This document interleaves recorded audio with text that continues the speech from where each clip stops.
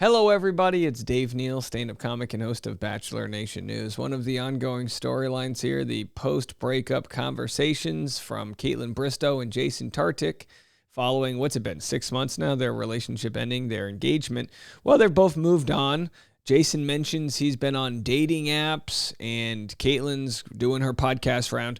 But now that Jason's doing the podcast rounds and the podcast circuit for his upcoming book that he's selling, we're starting to get more insight into their breakup. Well, Jason responds to Nick's dig that he made of Kaitlyn Bristowe after Kaitlyn Bristo discussed that she was feeling asexual in her relationship. How do you untangle this story? Can I get a Pulitzer Prize Award for even saying that sentence out loud? Holy hell. All right, so let's just jump into it, right? So Kaitlyn Bristowe, you know what? Rather than tell you, they always say YouTube's better, show, don't tell. Here's what Kaitlyn Bristowe initially said, which is what led Nick Viall to post a troll comment, which we'll get into in a second. Even though I just said on my last podcast, I've been like lately, I'm like, I think I got it back. I want it. Did you ever lose it? Yeah. You did? Yeah. It was gone. I thought I was asexual. I literally thought I was asexual. And I thought while you were in your relationship or once that was the end of the relationship. The end of the relationship. I was like, I think I'm just not attracted to. I was like, I think at this point I could see myself more with a woman. I actually thought that. Really? Than a man. I was like, because I get it. Like, I think women are hot, and I could do that. I just was like, well, I guess this is it. And I was now. Kaitlyn is saying this now with the rumors being that she's dating Zach Clark. Rumors that aren't exactly out of the blue. We've seen photos of them together on New Year's Eve, Super Bowl. She says she's dating a sneakerhead. All good things. For her to not want to hard launch a relationship with Zach Clark right now, I understand. But single people are allowed to do what they want to do. Seems like more audience has sided with Jason. I get called a Kaitlyn Bristowe bootlicker. What's really interesting is you will find people from all of the different Bachelor Instagram accounts. People privately seem to have taken sides. Maybe Nick's taken the side of Jason because Nick and Kaitlyn have sort of a, I don't even want to call it friendly rivalry. They are in a battle to see who gets the big interviews post-show. It's Kaitlyn Bristowe and Nick Viall side by side in the podcast wars. That's just where they are. He was on her season. They've had this sort of, I don't even want to, it almost feels like a sibling rivalry, which is weird to say given their history, but it's a battle, and friendly battles can be good in any sort of business because it pushes you forward in innovation. But I think Nick's comment was petty, but also at the same time, kind of funny. I was fine with it. But then once I started going on a couple dates, I was like, oh. And so, right away, the dates were good? Well, because I feel like it's I didn't really jump into, dating a bunch. I was, more flirting at first. And then but I had that urge to, I was like, ooh, I kind of would like to hook up. So Kaitlyn got her groove back. Then articles come out saying Kaitlyn was asexual, which, again, as she describes, it was less, probably less to do with Jason. But, of course, Jason posted his photo, again, a week ago. Little summer throwback on this cold winter Wednesday. A changing of seasons can't come soon enough. Then Nick posts, nothing asexual about this, which, again, by the way, in a vacuum, it's a funny comment. Oh, yeah, that's nothing asexual. Very sexy. We're looking at you. It's a man complimenting a man. That's always funny. It's funny, okay? But then when you look at the fact that it's like tacky. And I'm not here to nitpick because when it comes down to humor, funny's funny, but there is collateral damage because it's like, hey man, Kaitlyn was opening up about, her challenges. And some people commented here, why you believe headlines, listen to the actual podcast. It wasn't even about Jason. It was about her hormones and state of being. And she said as soon as she left that relationship and started dating, she got her mojo back. Again, so relationships will do that. When things aren't going well, the spark can dim and all of that stuff can happen. Nick would be the first to know about that. So I don't know, whatever, I'm indifferent to the comment. I'm not here to, bash him for it. It's kind of like, all right, whatever. But if there was any feeling that Nick and Kaitlyn are cordial, maybe they're cordial but there's so much bad blood, it seems, between them. If Nick was friends with Kaitlyn, he would not post this. But again, Nick and Jason have sort of done their podcast together. Now we have Jason going to bat for Nick. He responds. this is my opinion, I could be wrong, he looks absolutely smashed here. I like that Jason is very PC in his responses. Bachelorette alum Jason Tartick reacts to Nick's viral asexual dig at ex Caitlyn Bristo. Okay, so yes, it did take me 5 minutes to catch you up because it is kind of complicated to explain. But let's go over here and listen to his response.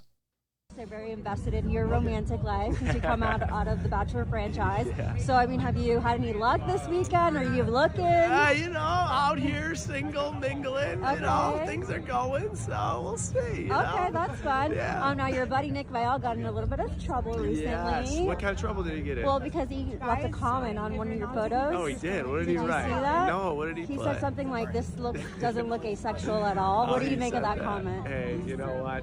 Nick's a friend. I love Nick. I think what Nick's doing with his podcast is unreal. All right, so he immediately sidesteps the convo. Good. I mean, look, the last thing you want is to be at some sort of event having drinks and then page6.com shoves a microphone in your face for comment. You know what? Nick is. Yeah. I like Nick. Nick's a good guy. No, I think he's a great guy, but it seems to be a little bit of a dig at your ex. What do you make of that? I'll leave that up for interpretation. There it is. I'll leave that up for interpretation. Again, my opinion there is that, I think the best case scenario for Jason is to continue to try to take the high road. Who knows? Maybe that is the high road. Maybe he had no idea about the comment. You'd think that he would, though. Let's see what he had to say about, I think he just did a Q&A. Let's go through the Instagram. In Nashville, Tennessee, and I'm a little irritated because I screwed up my scheduling. I should be hours away from being on stage at a Broadway show with Pilot Pete, sparked by Amber, singing on an actual Broadway show. At the end of the show, of course. I'll never live this one down. Amber, I need a rain check. I have no idea. This is a great question.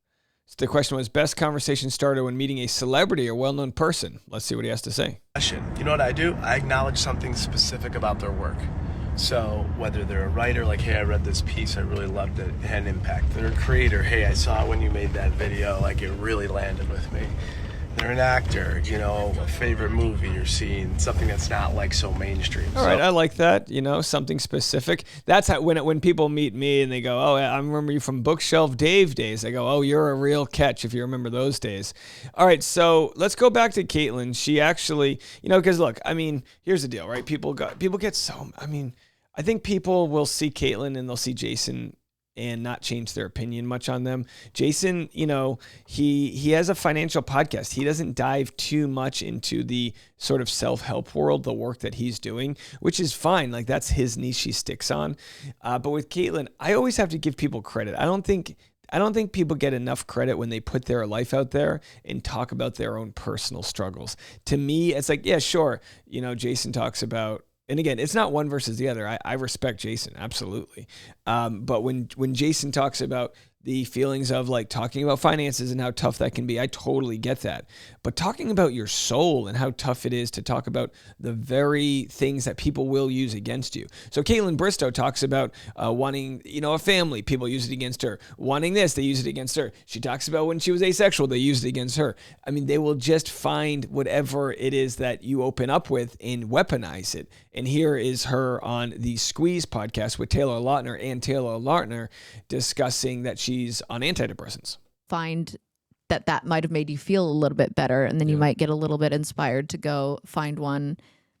My therapist right now is 5 minutes from my house. I'm like, yes. Wow. Yeah, I love it. That's really I love it. And I think it's just like, I think people also get intimidated because what if you don't vibe with your person right away, and then you're like discouraged. But I always think about this I'm on antidepressants, and I tried this one brand and I was like having intrusive thoughts and I got really dark and it made me feel sick and I got these zaps and I was like, I don't want to try another one. And my doctor was like, you just have to keep trying because wait till you see how much better you will feel when you find the right one. And now it changed my whole life. Wow. And so I feel like that's kind of same thing with a therapist. You can find one that can change your whole life, but just like keep trying to find that one that you feel comfortable with. Yeah, that's very good advice. And I feel like something I've learned about it is Like, I feel like some days I'm like, I feel like you even feel this too. Like, I'm like, I really don't want to go. I don't like have the bandwidth to like go and like spill my guts for an hour. Yeah. And then I walk out and I'm like, oh my gosh, I feel so much better. I can go run a mile. I can do that. Like, it's like, I'm so energized it's after. Like it's the same thing like going into the gym. Yep. Like before you go into the gym, before you go into therapy, sometimes you're like, oh, I just don't know if I have it in me today. But not once have I left and felt like that. Yeah, no. he'll be like, oh, the thing they describe is the way I feel, you know, like he says about going to the gym. You always feel better afterwards because it's that work you're doing on yourself. And that's kind of what Kaitlyn's podcast is. It's autobiographical. She talks to other people who are doing work and living their life and giving their best advice. And then she tries to apply it to herself. As an audience, you get to watch it from the third person perspective and learn something. And I think Jason's doing the same. The fact that this sort of chirping is still going back and forth, very minimal, just goes to show that people care. People care about these two as we follow the show. Let me know what you guys think. I'm going to have more content coming to you on the Patreon today at noon Central Time, patreon.com/Dave Neal. We'll see you then.